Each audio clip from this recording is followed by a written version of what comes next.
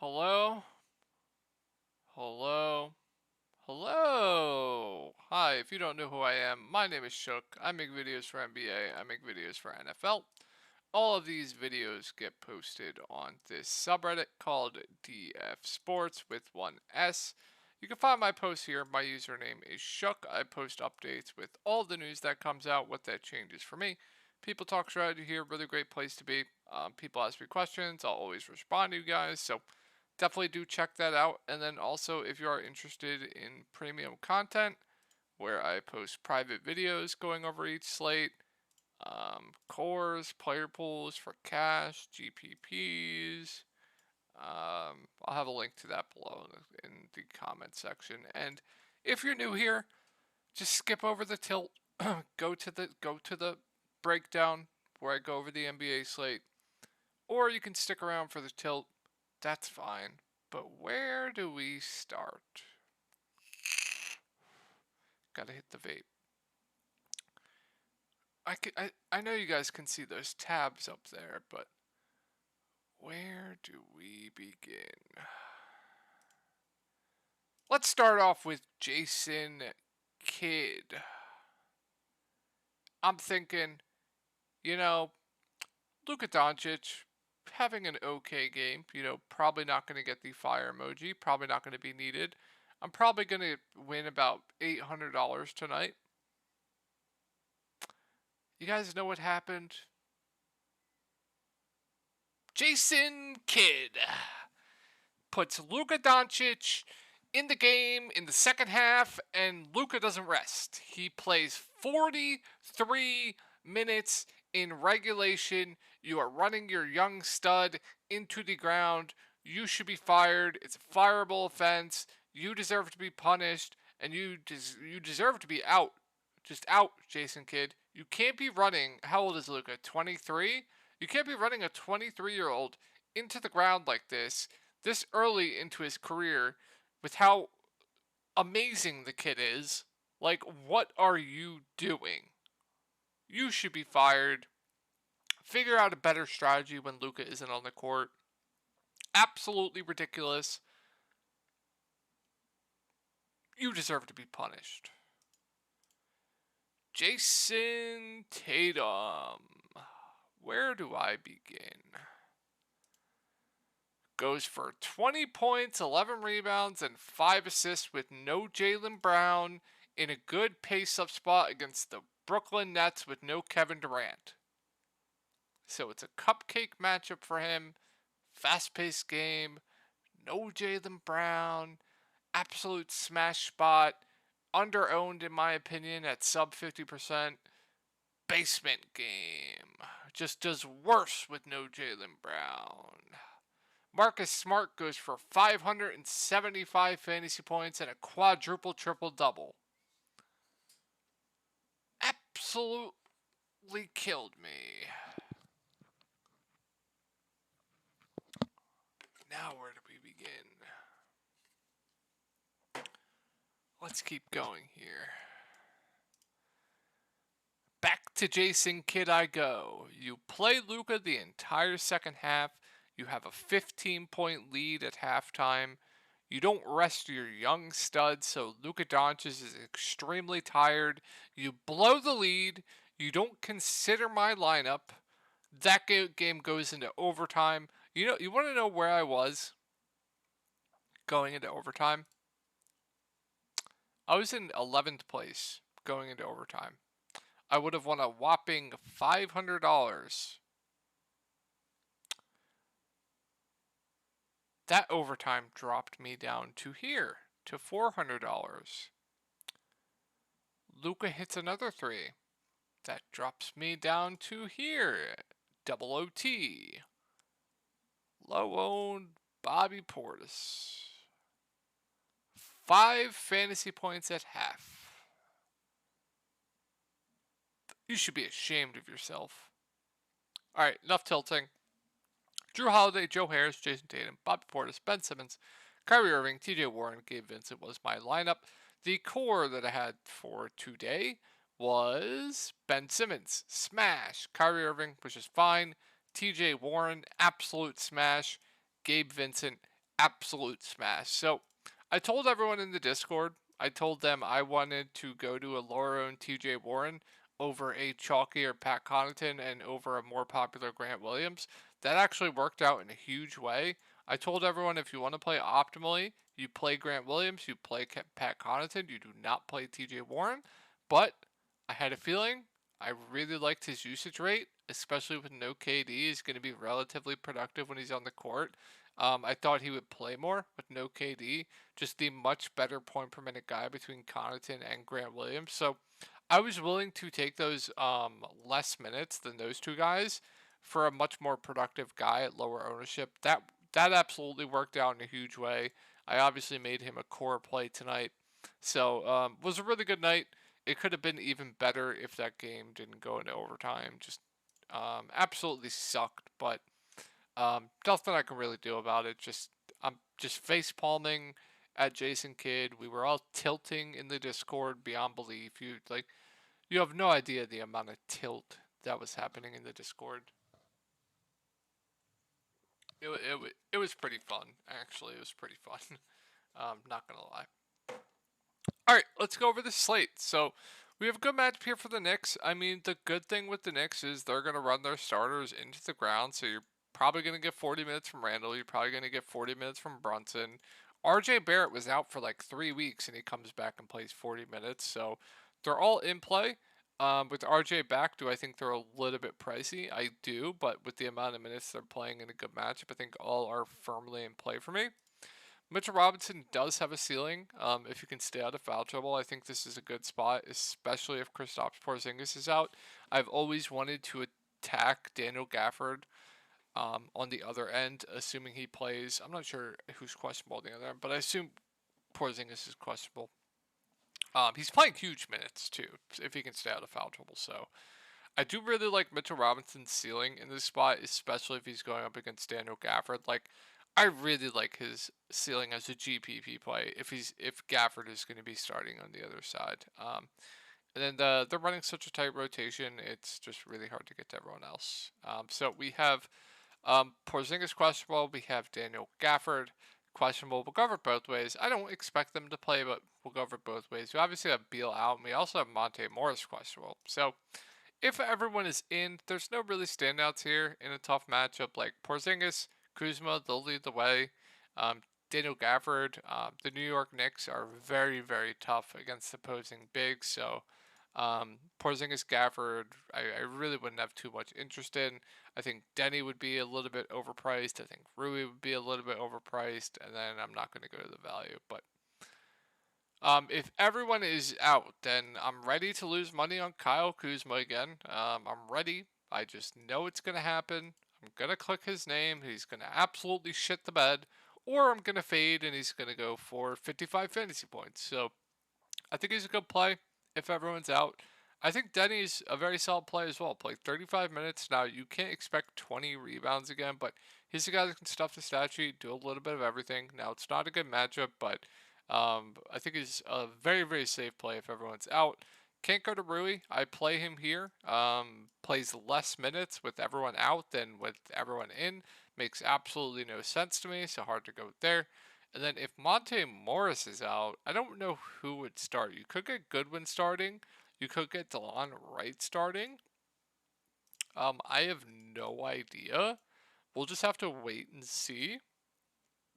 But I would think both guards would be in play, and I would like whoever starts for value.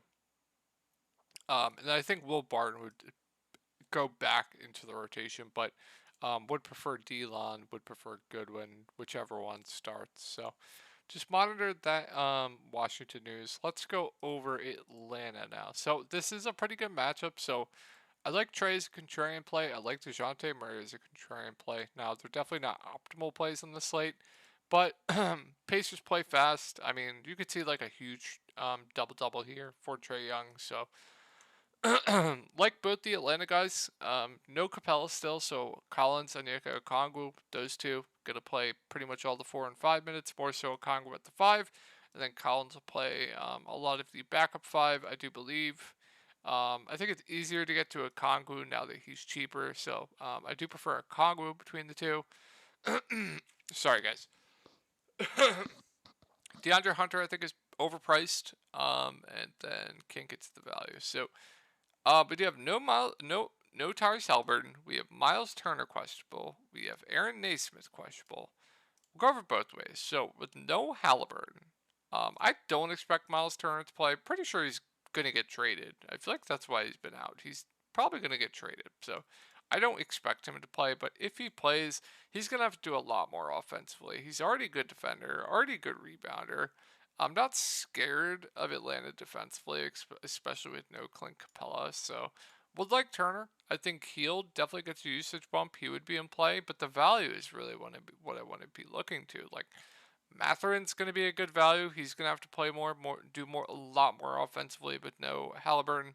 I think Andrew Nembhard, like if Andrew Nembhard starts at the point instead of TJ McConnell, Andrew Nembhard's going to be one of the best, if not the best, value plays on the slate. If that's the case, if TJ McConnell starts at the point that he's going to be the best value play on the slate, I still think even off the bench he looks like a really good value. So love Nembhard, love TJ regardless of who starts.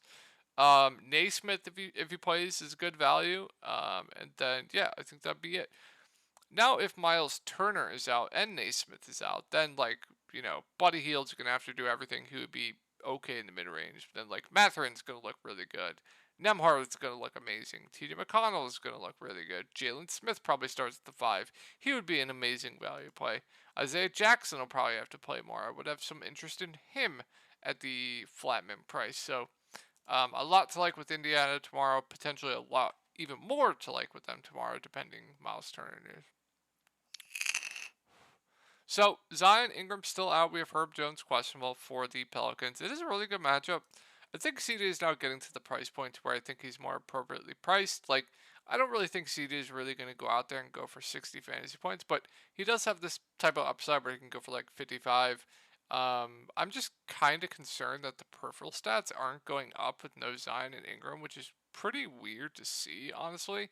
But he'll play huge minutes. The game stays close. I have no issues with him. Just doesn't really stand out to me as a top play. Hard to get to Jovel with Larry Nance back. His minutes are on a downtrend. The wings, no thank you at those prices. And then if Herb Jones is out, Dyson Daniels will continue to start. He played 25 minutes. He's not going to be productive when he's out there, but he does have shooting guard, shooting forward eligibility, which makes him a playable value in my opinion. Only if Herbert Jones is out and he starts. I think that's it. There's no way I'm going to Alvarado over those Pacers guards, so just don't do it. So the Pistons ran a tight rotation last game. So are we about to get popped by the Pistons? You bet it. So let's take a look at what they did. I think it's extremely important that you guys look at the rotations after every game for each team. So that's what I'm going to do with you guys right now. This is called popcornmachine.net. Really great place. So Bojan played 32 minutes. Sadiq Bey played 37 minutes. Killian Hayes played 34. Jaden Ivey played 40 minutes. Hamidou Diallo still played 26, surprisingly, with Bojan back. And then Nerlens Noel started, played 20. Alec Burks about 20. So if they run the same rotation, we also have Isaiah Stewart questionable. So if they run the same rotation with Isaiah Stewart in, I think Bojan's firmly in play. Usually I don't play this guy, but he's been phenomenal. He's been the clear number 1 on this team. He's been their best player by far as well. So I don't hate it, but I like the guards. So if we're gonna get 40 minutes of Jaden Ivey at this price tag, he's like 1.5k too cheap. Now, I know we're all gonna buy into Jaden Ivey and he's gonna go back to playing 20 minutes. We all know that's gonna happen. So this is just a what if. If Jaden Ivey, if you think he plays close to 40 minutes again, he looks really good. Killian Hayes, I think regardless will probably play over 30 minutes. Fine with it. Sadiq Bey, this guy has caused me incredible amounts of pain, but still played 38 minutes. I think he's in play. Hamidou Diallo is in play, still played over 20 minutes, which I thought was a bit surprising.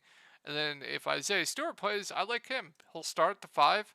I expect over 30 minutes from him. I'm not scared of Jonas Valanciunas defensively. Really good point per minute guy. He would be too cheap, but no Duran. So I do like some of these Detroit guys. So, and then if Stewart's out, you're gonna get Nerlens Noel at the 5. Probably plays around 20 minutes. Okay value play, but you can't expect 4 blocks, 3 steals, etc. Stuff like that. But so. This is going to be a quick one. Warriors, I have no interest in anyone. It's a really good matchup, so I think Steph was limited last game. Still played 30 minutes. If you want to go to him, hope he can get there in 30 minutes, be my guest. But everyone's overpriced, in my opinion. I apologize, guys, with the cough. Good matchup here for the Spurs, but there's just not much. Like, Keldon, I play this guy. He just gets injured. He just busts. Like, no in between. Fine option, I guess. Jakob Poeltl, okay option. His minutes were on an uptrend, and then they just went back down, so hard to go there for me. Trey Jones finally had a ceiling game, but with Keldon back, he's not playing enough minutes, so hard for me to go there. Basically no ceiling, and then the value is just terrible. I'm not touching any of this value, so let's move on to Oklahoma City Thunder. So it's a good matchup here. I always like Shea for GPPs just because he has this type of upside and nobody wants to play him. Still played 35 minutes in a massive blowout. So like Shea for GPPs. Josh Giddey, 7K, just there for me. Feels like a super safe play. And then I'm not going to go to the value. I believe they started Jalen Williams tonight. If he starts again, go for it. But no value really there for me. It's just Shea at the top. So Chicago, we have DeMar doubtful, Zach LaVine probable. I still think these guys are playable even at these prices in a really good matchup. So I still think LaVine looks solid at 9.2K. I think Vooch looks solid at 8.5K going up against this putrid OKC defense against bigs. So I still like both the main two guys. I think Patrick Williams is a pretty safe value play, but more out there for his defense. And I think the guards are fair value play. So Kobe White still played 29 minutes off the bench last game. I think he's a fine value. Alex Caruso started, played 20 minutes. Think he's a fine value. Io started, he played 29 minutes. Think he's a fine value. I think my favorite of the bunch is definitely going to be Kobe White, just because he's the best point per minute guy between those 4, or 3. So I think the Chicago Bulls guards are perfectly in play. And can we stop with this? Can we stop it? I mean, the whole team is just out. Like, what are we doing? I don't even know the injuries with them, but I mean, if Ayton plays, he's going to have to do everything for the team. If you think this game stays close, fine with it. If you think the game stays close, think Bridges is solid. If Ayton plays, the bigs are out to play, but Craig, Saric, they're still probably going to have to play big minutes, but have interest in both. Dwayne Washington, if he continues to start at the point, I think is still solid at 5K. If you think the game plays out, Josh Koji, he'll probably smash in the blowout. He'll still be in the rotation too. So it's fine. If Ayton's out though, then Bridges, if you think the game stays close, looks good. Still like Dwayne, assuming he starts at the point. Craig, Dario, they're going to have to play huge minutes if you think the game stays close. They would be solid values. Damian Lee, probably going to be the lowest owned of the bunch, would have interest in him in GPPs.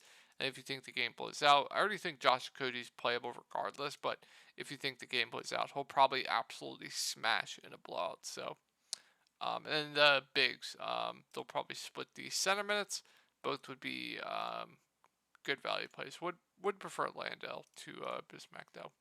So Minnesota, we have Cat still out. We have Anthony Edwards. Edwards is considered a question mark. What? What are we doing here? A question mark. Questionable. Kyle Anderson is questionable. Taurean Prince is questionable. So we'll go over both ways. If he's in, there's just not much for me. Like, if Ayton's out, I do like the spot a lot for Rudy Gobert. Minutes have been on an uptick of late. So, like Rudy Gobert, if Ayton's out. D'Lo, I think the price is too cheap. Think he's solid even if Ant's in. And then probably not going to go to anyone else. But if Ant's out, Kyle Anderson's out, Taurean Prince is out. there's going to be some things like this. Like Rudy Gobert would look good. D'Angelo Russell's going to have to do everything for this team. He would look good at 7.2K. McDaniels would look good at 4.9K. He'd have to play a ton with no Kyle Anderson. I'd have interest in guys like Jalen Noel. I don't even know who would get a boost with Prince out, because Prince played a lot of minutes last game. Like, if he plays, I would have interest in him. He would be a playable value. So, wait and see approach there for Minnesota. And I'm going to speed it up for the last 3 games, guys.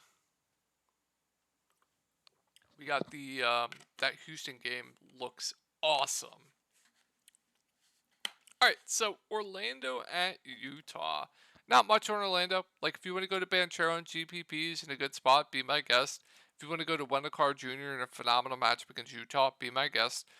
Those are the only 2 guys I'd really consider from this team. I think Cole Anthony at 4.9K is intriguing for GPPs. I think that seems a little bit too cheap. But that's probably it for Orlando. Let's go over Utah. Marketed 9.8K. It's a good spot.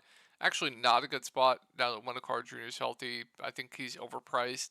Jordan Clarkson, the no ceiling guy, I think he's overpriced in my opinion. Watch tomorrow; they'll probably be chalk. Mike Conley, I think he's on this slate overpriced. Kelly Olynyk's out. I think Walker Kessler is actually a pretty good play at 5K. Always in foul trouble, but when he can stay out of foul trouble, I expect over 30 minutes from him. Really, really good point per minute guy too. So I do like Walker Kessler quite a bit. Malik Beasley, I believe, started last game. If he starts again, if we get over 30 minutes from a starting Malik Beasley at 4.8K, he's too cheap. I think he would be a solid play. And I think that's it for Utah. Let's move on to Denver. So, some pretty appealing things here. So we have Jokic questionable. We have Jamal Murray probable, I believe. Yeah, he is. So if Jokic is in, I like him a lot. I mean, I don't have to go over why Jokic is a good play for you guys. I think you can always figure that out for themselves. I don't think anyone on the Clippers is going to be able to stop him. So like Luka or Jokic, if he plays, Murray would be fine. Aaron Gordon would be fine. They'd be fine like secondary plays. Bones Highland at this price tag, meh. MPJ though seems a little bit too cheap at 5.2K. I don't know why the price just randomly went down $1,000. So definitely interested in MPJ tomorrow. And then I'm not going to go to anyone else. But if Jokic is out, like Murray's going to look really good. He would do all the ball handling. He would do more potential assists. Like his assist rate would go up. Like everything would go up. Like he would look really good. Aaron Gordon would be playable. Michael Porter Jr. at 5.2K would look really good. I don't understand this price of Michael Porter Jr., especially if Jokic is out. You're going to be asked for Bruce Brown to do more. Whoever's like DeAndre Jordan would be a playable value at the flat min. There would be some things definitely to like on Denver if Jokic is out. So on the Clippers, tough spot here. Paul George still out. I think Kawhi's fine for GPP, but I think that price point is now getting to the price where I think it's appropriate in my opinion. But he'll play huge minutes. Guy that can stuff the stat sheet. Obviously, he's a phenomenal defender. He'll probably get you some defensive stats. So I think he's perfectly fine. Norman Powell at 5.3K. I always like for GPP. He's just a super productive player that's going to play. He's probably going to play close to 30 minutes again. He'll be really aggressive and productive while he's on the court. So I'm always interested in guys like that for GPPs that'll go low owned. And I think Powell is probably going to go very, very low owned tomorrow. Also helps he is shooting forward eligibility. So like Powell for GPPs, Zubac Moritz, they're just there for me. I believe Zubac's minutes are on a downtrend of late. But you would think they'd have to play him more up against Jokic. If Jokic is out, then I think his minutes would be a little bit more in question. And then I really like Terrence Mann. He played 41 minutes in regulation last game. Reggie Jackson is basically out of the rotation, deservedly so. So yeah, if we're gonna get that many minutes from Terrence Mann starting, he's just too cheap and looks really good for value in my opinion. Robert Covington's been getting more minutes of late. I think he's a perfectly fine value at 3.3K. I definitely don't hate that either. So, yeah, more looking to the value on the Clippers. And this game looks great. So, no Kevin Porter Jr. Jalen Green's probably going to slide to the point. I wish he was a little bit cheaper, but I still think he looks really good. His potential stats go way, way up. I expect huge minutes here for him. Like Jalen Green a lot, I think Sengun looks pretty good. I expect his minutes to go up. Got into massive foul trouble here, and the game blew out. That's why he only played 28 minutes. I don't think the field is going to realize that his minutes have actually been on an uptrend of late. So I like Sengun's ceiling for GPPs. I think Jabari Smith at 5K is going to have to do more offensively, have some interest there. You're probably going to get KJ Martin starting. If that's the case, he's a very good value. And then I think Eric Gordon is going to have to do a lot more offensively. I don't even hate him for value. So a lot to like with Houston. So on to Sacramento, we have Kevin Huerter, questionable. I mean, this is just a phenomenal spot. So Coverboy Fox, love for GPPs tomorrow. Guard's been absolutely nuking the Houston Rockets. So love Fox for GPPs. Like Sabonis, but he hasn't shown his ceiling of late. Super, super safe for like 50, 55 fantasy points. I might prefer Fox to Sabonis actually, but like both the top guys here. If Huerter's in, not much else stands out. But if Huerter's out, then guys like Terrence Davis will move into the starting lineup. Played 23 minutes last game. The game did blow out. I don't think he played in the fourth. He would be solid. And then Malik Monk, I would always have interest off the bench. Got benched last game because he wasn't playing well, but when he plays well, he'll get extended. Played this much in a blowout, so I always have interest in guys like that, especially if Kevin Hurt is out. So, yeah, I hope you guys had a good night tonight, and I will talk to y'all tomorrow.